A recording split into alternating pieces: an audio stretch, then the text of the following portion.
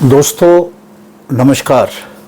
आज हम बात करेंगे एक ऐसे मुद्दे पे जो वकीलों के लिए बहुत ही महत्वपूर्ण है और आम इंसानों के लिए भी बहुत महत्वपूर्ण है।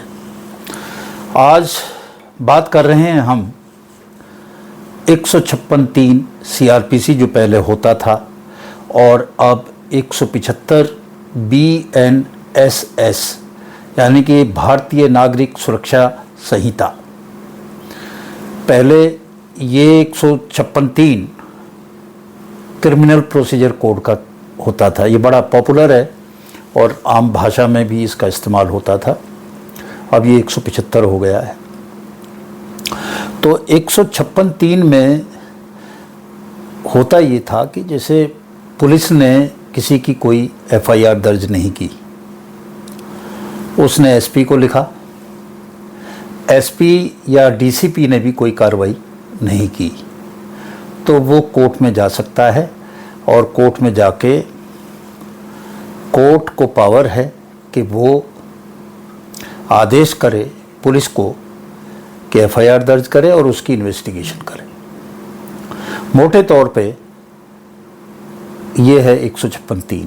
तो आज अब हम इसकी डिटेल में बात करेंगे क्योंकि जो नया कानून है उसमें काफ़ी कुछ इसमें बदलाव हुआ है, तो उसकी हम बात करेंगे।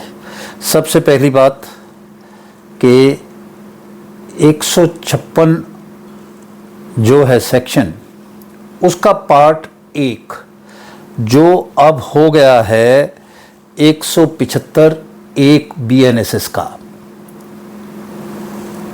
उसमें ये है कि जो SP है, DCP है, वो इन्वेस्टिगेशन के ऑर्डर कर सकता है। उसके पास कोई कंप्लेंट आती है, वो आगे उसके ऑर्डर कर सकता है कि भाई इसको इन्वेस्टिगेट करो। अब ये तो सारा वैसे ही है, बस एक इसमें बदलाव है और वो बदलाव ये है कि अब 175(1) में जो SP हैं उनको ये भी देखना होगा कि जो ऑफेंस है उसकी ग्रेविटी कितनी है, मतलब जो सेंसिटिविटी है कि भाई ये कितना सेंसिटिव है ये मैटर, उसको देखते हुए वो खुद भी इन्वेस्टिगेट कर सकते हैं या अपने जो मातहत हैं DSP जो इंस्पेक्टर से ऊपर होते हैं, थाना अध्यक्ष से ऊपर होते हैं, उनको भी आदेश दे सकते हैं। तो इसमें जो नया कानून है उसमें बस इतना बदलाव है कि अब ग्रेविटी ऑफ द ऑफेंस देख के ये सब कर सकते हैं। अब हम बात करते हैं 156(3) यानी कि जो अब नए नियम में 175(3) है। इसमें क्या कुछ बदलाव हुआ है? तो ज़्यादातर चीज़ें वही हैं जो पहले थी। अब पहले 190 CRPC में पावर थी मजिस्ट्रेट को इन्वेस्टिगेशन के ऑर्डर करने की। अब बिल्कुल 190 CRPC की जगह 210 BNSS हो गया है। तो इसमें तो कोई ऐसा बदलाव नहीं है, पर इसमें एक सेक्शन ऐड हुआ है जो पहले नहीं था। वो है 175(4). पहले केवल 156(3) के 3 पार्ट थे, 1, 2 और 3। अब ये जो चौथा ऐड किया गया है ये इसमें नया एडिशन है, ये इसमें पहले था नहीं। इसमें क्या है कि जो पब्लिक सर्वेंट है, जो सरकारी मुलाजिम है, अगर उसके खिलाफ शिकायत है तो वो मजिस्ट्रेट उसके खिलाफ भी आदेश कर सकता है FIR दर्ज करके इन्वेस्टिगेशन उसके खिलाफ हो। पहले ये पार्ट इसमें 156(3) में चौथा पार्ट नहीं था, अब 175(4) में। पर इसमें 2 कंडीशंस लगा दी गई हैं।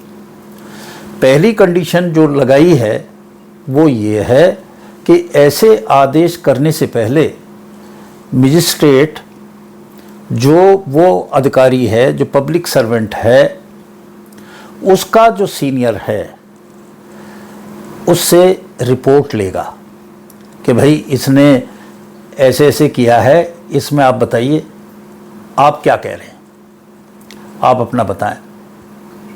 तो सीनियर बताएगा कि भाई क्या हालात थे, कैसे हुआ, इसको करना चाहिए था, नहीं करना चाहिए था, अपनी रिकमेंडेशन भी देगा, अपनी बात भी करेगा और फिर उस इंसिडेंट के बारे में सारी बात कहेगा। पहला हिस्सा ये ज़रूरी है।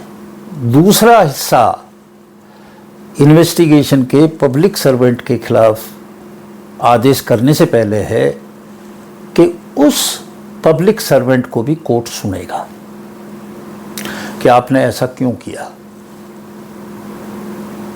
आप ड्यूटी पे थे और ड्यूटी के दौरान ये बात की है, इसकी शिकायत हमारे पास आई है, आप बताइए आपका क्या पक्ष है, आप क्या कहना चाहते हैं।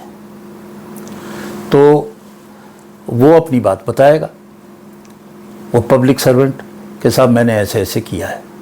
तो अब मजिस्ट्रेट के पास में 2 फीडबैक हैं दूसरी पार्टी के। एक तो उसके सीनियर अफसर क्या कहते हैं और एक वो खुद क्या कहता है। ये 2 चीज़ें हो गई। और जो उसकी कंप्लेंट है वो तो है ही एफिडेविट के साथ में, जिसमें उसने लिखा कि इसने ये गलत किया, ये गलत किया।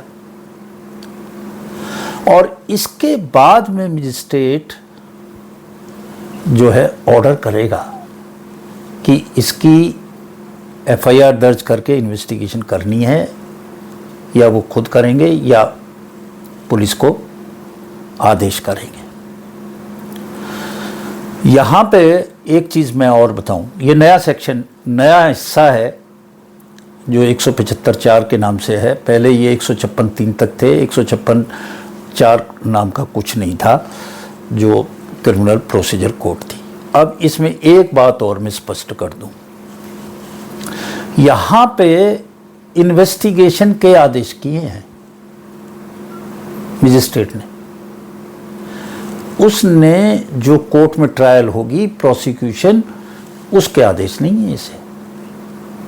एक दोस्तों एक सेक्शन होता था पहले क्रिमिनल प्रोसीजर कोड में 197, और वो जो 197 होता था उसमें अगर आप पब्लिक सर्वेंट या जज के खिलाफ कोई आपको ये इस तरह की प्रोसिक्यूशन की है तो उसे पहले परमिशन लेनी पड़ती थी सरकार से,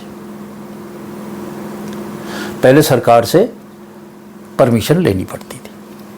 अब उस 197 सीआरपीसी की जगह जो सेक्शन आया है वो 218 बीएनएसएस आया है।